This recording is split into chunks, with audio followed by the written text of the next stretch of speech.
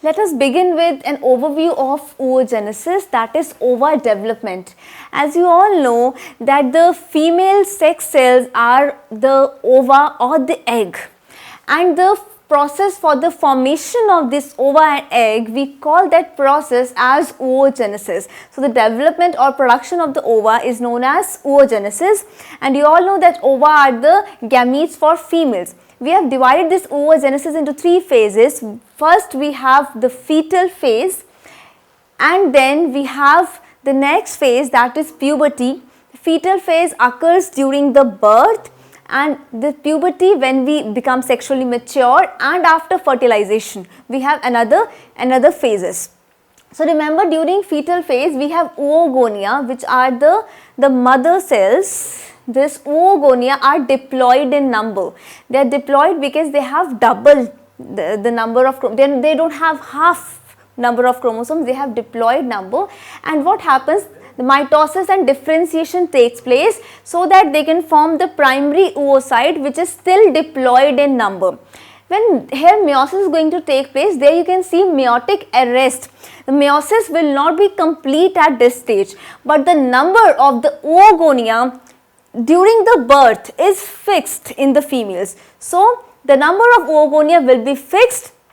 Supposingly there is a certain number of oogonia that is present from the birth, it will continue to be that, but the division is going to take place in which maturation will be there, growth will be there, multiplication will be there.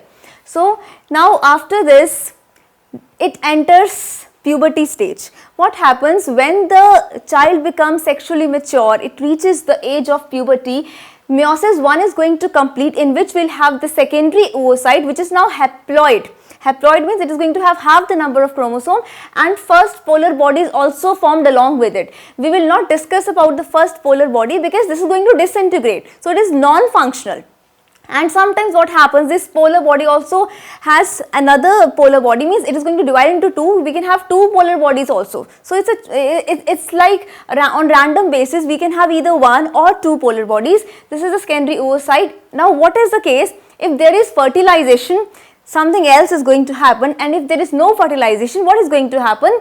This secondary oocyte will continue to pass through the rest of the uterine tube, through the uterus and out of the body. So this secondary oocyte will ultimately when there is no fertilization will come out of the body. But if there is fertilization, meiosis 2 will occur in the secondary oocyte.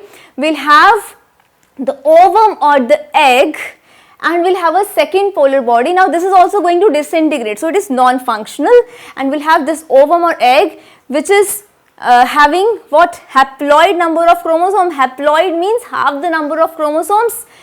And remember what is going to happen in this stage after fertilization. You all know that the secondary oocyte is going to travel to the fallopian tube, and in the fallopian tube this process, that is fertilization, is going to occur.